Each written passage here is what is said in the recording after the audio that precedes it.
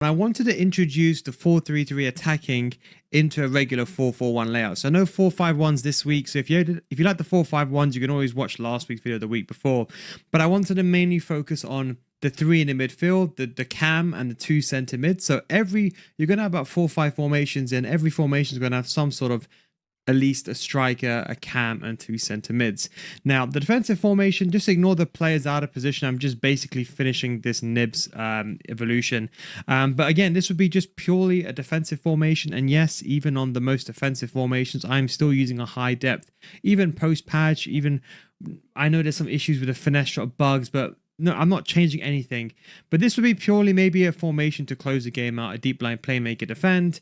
And to be honest, if you are playing and doing these objectives and you want a bit of a safer formation, this is definitely a formation to go, because you can still attack in this formation out of possession.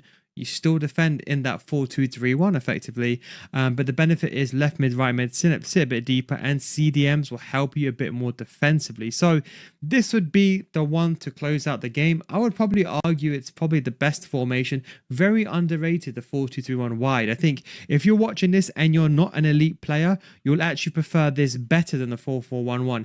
I would only recommend 4-4-1-1 for a defensive formation if you're elite level plus, because then you know how to defend, you don't need CDMs, and you're probably better with your positions. People who lack the defensive ability, and you would notice watching your video, if you know you struggle defensively, CDMs are probably the way to go.